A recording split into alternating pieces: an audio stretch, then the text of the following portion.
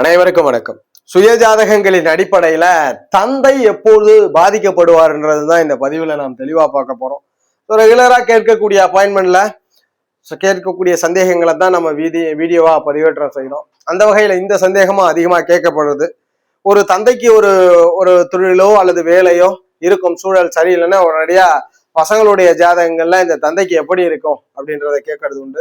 அது போல ஒரு குழந்தை பிறக்கும் பொழுதும் தந்தைக்கு சாதகமா இருக்குமா, அல்லது குடும்பத்துல ஆரம்பத்துல ஒரு குழந்தை சிறு வயதா இருக்குன்னா தந்தைக்கு இந்த ஜாதகத்தினால் ஏதேனும் பாதிப்பு உண்டா கேள்வி அதிகமா இருக்கு. அப்போ ஒரு ஜாதகங்கள்ல கண்டிப்பா தந்தைக்கு பாதிப்பை கண்டுபிடிக்க முடியுமானா கண்டுபிடிக்க முடியும். இந்த ஜாதகத்தினால தந்தையினால் சாதகத்தை இந்த ஜாதகம் அனுபவிப்பாரா, அல்லது தந்தையை விட்டு பிரிந்து இருக்கணுமா, அல்லது தந்தையற்ற சூழல்ல தான் வளரணுமான்றதை நம்ம கண்டுபிடிக்க முடியும். அதை பத்தி தான் மேஷம் முதல் மீனம் வரை 12 லக்னத்திற்கும் தந்தை எப்படி இருந்தா ஜாதகருக்கு பிரயோஜனம் இல்லை, தந்தை இல்லை அல்லது தந்தையினால் ஆதாயம் இல்லாத நிலை என்றதை பார்த்துடலாம்.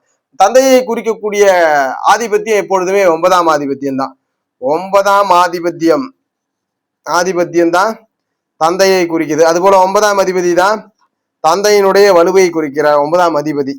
அதுபோல காரக கிரகம், தந்தை காரக கிரகம் சூரியன். எல்லாருக்குமே சூரியன் தான் தந்தையை பத்தி சொல்லணும்னு இல்லை, இது ஒரு விதமான காரகத்தை மட்டும் வெளிப்படுத்தக்கூடிய கிரகமாக இந்த சூரியன் அமையுது. இது பொதுவான காரகம். ஆனா சுய ஜாதகங்களின் அடிப்படையில லக்ன அடிப்படையில 9ஆம் இடமும் 9ஆம் ஆதிபத்தியமும் 9ஆம் அதிபதியும் தான் தந்தையை பற்றி முழுவதுமா வலியுறுத்த போது இந்த பதிவுல நாம் சொல்லக்கூடிய கிரக தொடர்புல இருந்தா ஒண்ணு ஜாதகர் தந்தையை விட்டு பிரிந்திருப்பார், இல்ல தந்தைக்கு சாதகம் இல்லாத சூழ்நிலை இருக்குன்றத உறுதிப்படுத்துறோம். இந்த நிலையில இருந்தா தந்தை பாதிக்கப்படுவார். மேஷ லக்னத்துல ஒரு ஜாதகம் ஜனனிச்சிருக்கிறீங்க. மேஷத்தில் பிறந்தவருக்கு தந்தையை பற்றி சொல்லக்கூடிய ஆதிபத்தியம் இந்த 9ஆம் மனையான தனுஷும் அதிபதி குரு பகவானும் தான். 9ஆம் மனையான தனுஷும் அதிபதி குரு பகவானும் தான் அமைகிறார்கள். அப்போ 9ஆம் இடத்துல ஒரு ஜாதகத்துல 9ஆம் வீட்டுல மேஷத்துல பிறந்திருக்கிறீங்க, 9ஆம் வீட்டுல புதன் இருக்கிறார். புதன் அமர்ந்திருக்கிறார்னா தந்தையோட கருத்து முரண்பாடு, கருத்து காரக முரண்பாடுகள் ஏற்படும். தந்தை புதன் இருக்கிறார்னா பிரச்சனை ஏற்படும். அதுபோல ஜாதகத்திலே குரு நீசம் பெறுவது, குரு நீசம் ஆயிட்டார், குருக்கு ஸ்தான பலம் இல்லை. இந்த காம்பினேஷன்ல கண்டிப்பா இங்க புதன் இருக்கிறாருன்னா கண்டிப்பா தந்தையை பாதிக்கும். இந்த காம்பினேஷன்ல தந்தையை பாதிக்கும். இந்த 2 அமைவுகள்ல குரு ஏதேனும் ஒரு வகையில பாதிக்கப்பட்டு குரு நீசம் பெற்று 9ஆம் இடத்துல இது போன்ற அவைகயோக கிரகங்கள், அதாவது நீசம் பெற்ற நிலையில இருக்கிறார் இங்க ராகு கேது அல்லது புதன், இது போன்ற கிரகங்கள் இருக்கும்போது தந்தையை பாதிக்குது. தந்தையினால ஆதிபத்திய பலன்கள் கிடைக்கிறது இல்ல, தந்தைக்கு சாதகம் இல்லை. தசையையும் பார்த்துக்கணும். அது போல இந்த குரு நீசம் ஆயிட்டார், இந்த நீச குரு இருக்கிறார் 9ஆம் இடத்துல, இந்த எந்த கிரகமே இல்லை, சூரியன் வலுவா இருக்கிறார், ஆட்சி பெற்ற சூரியனா இருக்கிறார், இல்ல ஏதேனும் ஒரு வகையில குறைந்த ஸ்தான பலத்திலேயாவது சூரியன் இருக்கிறார், உச்சம் பெற்ற நிலையில இருக்கிறார். இந்த காம்பினேஷன் எல்லாம் இருக்கும் பொழுது நீசம் பெறாம மட்டும் இருக்கிறாருன்னா தந்தையினால எந்த பிரச்சனையும் கிடையாது. ஆனா ஒருவேளை மேஷ லக்னத்துல பிறந்த ஜாதகருக்கு குருவும் நீசம் பெற்று அந்த 9ஆம் இடத்தோடு ராகு கேதுக்களோ புதனோ தொடர்பு கொண்டாதான் தந்தை பாதிக்கப்படுகிறார். ஒண்ணு ஜாதகர் பிறக்கும் பொழுதே தந்தை பிரிந்து சென்று விடுகிறார், அல்லது தந்தைக்கு சாதகம் இல்லாத சூழல் ஏற்படுதுன்றத நம்ம உறுதிப்படுத்துறோம். இந்த காம்பினேஷன்லாம் நிகழ்கிறது மேஷத்துல பிறந்தவருக்கு. அதுபோல ஜாதகம் ரிஷப லக்னத்துல ஜனனிச்சிருக்கிறீங்க. ரிஷபத்தில் ஜனனித்த ஜாதகருக்கு தந்தை எப்பொழுது பாதிக்கப்படுவார்? ஜாதகத்துல ஒரு பிறந்த குழந்தையா இருக்கட்டும், அல்லது நீங்க உங்களுடைய ஜாதகப்படி உங்க தந்தைக்கு எப்படி இருக்கும்? முதல்ல தந்தையை பற்றி குறிக்கக்கூடிய மனையாக 9ஆம் மனை வருகிறது. 9ஆம் மனையான மகர மனையும் அதிபதி சனி பகவானும் வரார். அப்போ ஒரு ஜாதகத்துல சனி நீசம் பெற்று இருக்கிறார், இந்த இடத்துல நீசம் பெற்ற நீச நிலையில இருக்கிறாருன்னா தந்தைக்கு ஆதிபத்தியம் வலு இழந்துடுச்சு, அப்ப தந்தையினால சாதகம் இல்லாத நிலை. அதுபோல இந்த வலு இழத்தல், சனி வலு பெறவில்லை, பகையா இருக்கு, இல்ல கடகத்துல இருக்கு, சனி சிம்மத்துல இருக்குன்னா 9ஆம் இடம் பாதிக்கப்பட்டிருக்கு, தந்தையினால் சாதகம் இல்லாத நிலை ஏற்படுது. அதுபோல 9ஆம் வீட்டில் இந்த மாதிரி சனி வலுவிழந்து இந்நிலையில் 9ஆம் வீட்டுல ராகு கேதுவோ குருவோ தொடர்பு கொள்றதுன்னா தந்தை ஆதாயம் இல்லை. இந்த ராகுக்கு தந்தை பாதிக்கப்படுகிறார். 9ஆம் இடத்திலே ராகு கேது தொடர்பு கொள்ளுது, குரு தொடர்பு கொள்ளுது. இந்த நிலையில இருந்து 9ஆம் அதிபதியும் வலுவிழந்த நிலையில, ஒருவேளை நீசமா இருக்கல, இல்ல பகை பெற்ற நிலையில அமர்ந்திருக்கிறார்னா இப்பொழுது தந்தை பாதிக்கப்படுகிறார். ரிஷபத்தில் பிறந்தவருக்கு சனி பகவான் வலு குறைந்து 9ஆம் இடத்தோடு ராகு கேதுக்களோ குருவோ தொடர்பு கொண்டா தந்தை பாதிக்கிறார். சனி வலுவிழந்தாலும் தந்தையை பாதிக்குது. அதுபோல 9ஆம் மனையிலே ராகு கேதுக்கள் அல்லது ஆதிபத்திய ரீதியில குரு அமர்ந்தாலும் தந்தையை பாதிக்கிறது அப்படின்றத உறுதிப்படுத்துறோம். இதுல காரக கிரகம் சூரியன் எப்போ வரார்?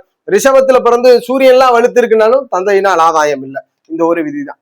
மிதுன லக்னத்துல ஜனனிச்சிருக்கிறீங்க.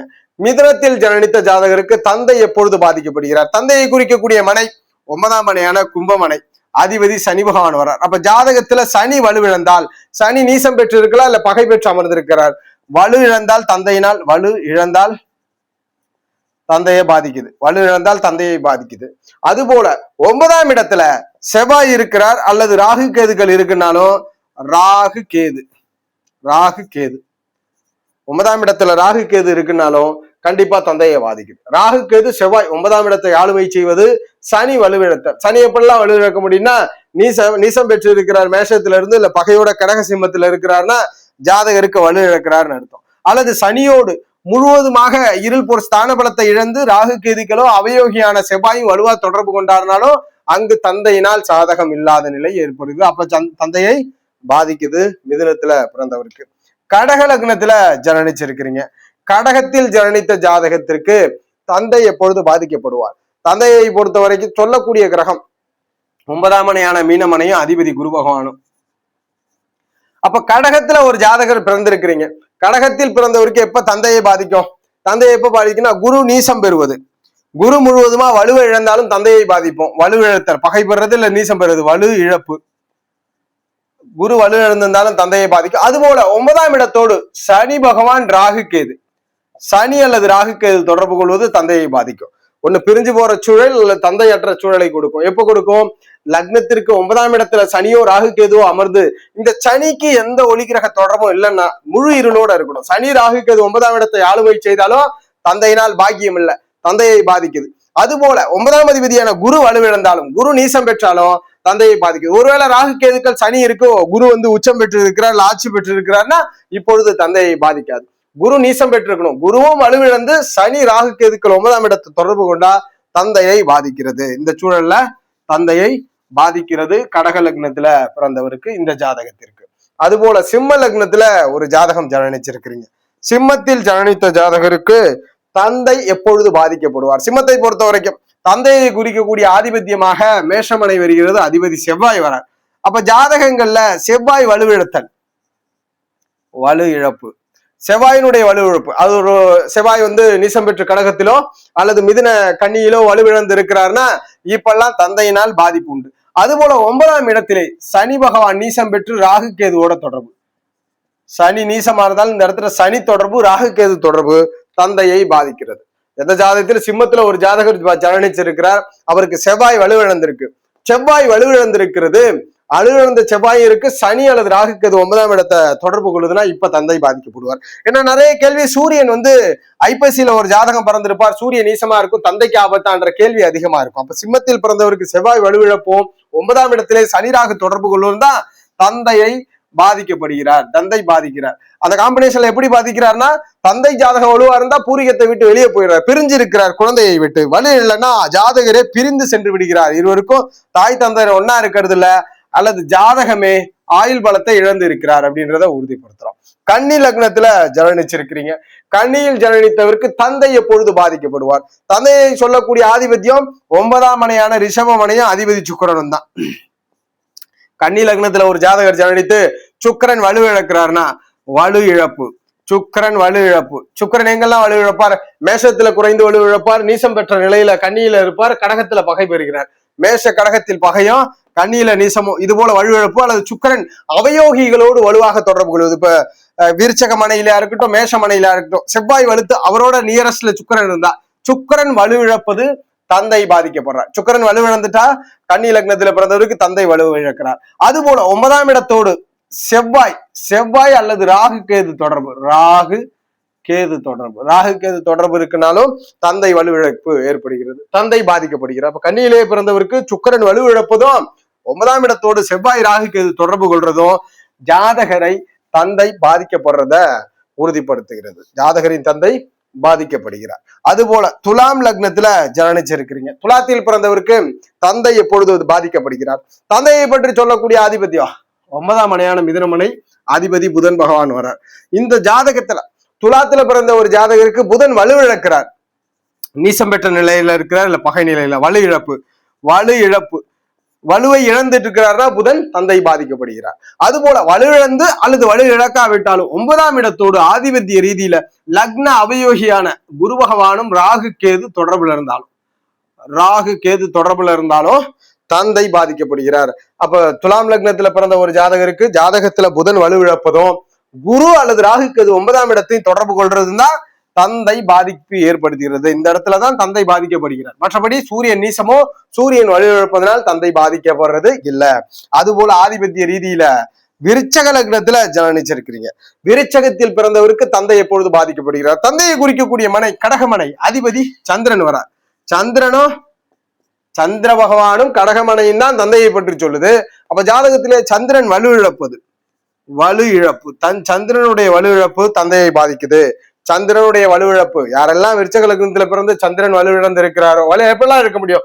சந்திரனோட நியரஸ்ட்ல ராகுக்கு எது இருந்தாலும் சரி, சனி இருந்தாலும் சரி, சனி அல்லது அமாவாசை அமைகளிலே ஒளி இழந்து அந்த இடத்துல சந்திரன் வலு இழந்தாலும் சரி, அல்லது நீசம் பெற்று விருச்சகத்துல இருந்தாலும் வலு இழந்திருக்கிறார்னா அப்ப தந்தை பாதிக்கிறார்.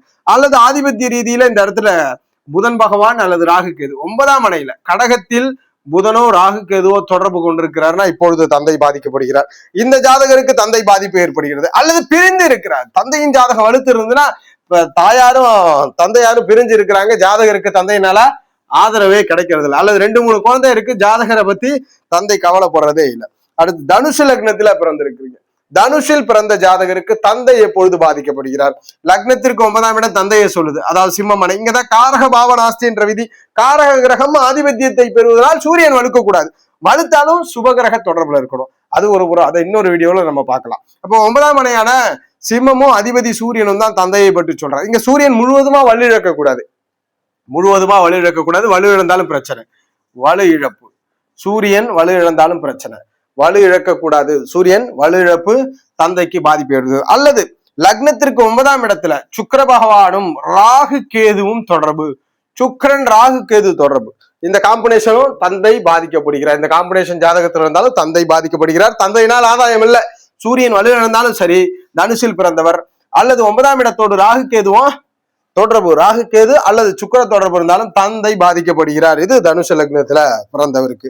அது போல மகர லக்னத்துல ஜனனிச்சிருக்கிறீங்க. மகரத்தில் பிறந்தவருக்கு தந்தை எப்பொழுது பாதிக்கப்படுகிறார்? மகரத்திற்கு தந்தையை பற்றி சொல்லக்கூடிய ஆதிபத்தியம் 9ஆம் ஆதிபத்தியமான கன்னிமனையும் அதிபதி புதனும். அப்ப ஜாதகத்திலே புதன் வலு இழந்தால் மகரத்துல பிறந்தவருக்கு புதன் வலு இழந்திருந்தாலும் சரி, புதன் வலு இழந்திருந்தாலும் தந்தையை பாதிக்குது. புதன் யாரு ஜாதகத்துல மகரத்துல பிறந்த புதன் வலுக்கினாலும் தந்தையை பாதிக்கும். அல்லது 9ஆம் இடத்தோடு இந்த ஆதிபத்தியங்கள்ல சூரியன் ராகு கேது இருந்தாலும் தந்தையை பாதிக்கும். சூரியன் அல்லது ராகு கேது 9ஆம் இடத்தை தொடர்பு கொண்டாலும் தந்தை பாதிக்கப்படுகிறார். மகரத்தில் பிறந்தவருக்கு புதன் வலு இழப்பதும் 9ஆம் இடத்தோடு ராகு கேது அல்லது சூரியன் தொடர்பும் தந்தையை பாதிக்கவும் படுகிறார். அதுபோல கும்ப லக்னத்துல பிறந்த ஜாதகம், கும்பத்தில் பிறந்தவருக்கு தந்தை எப்பொழுது பாதிக்கப்படுவார்?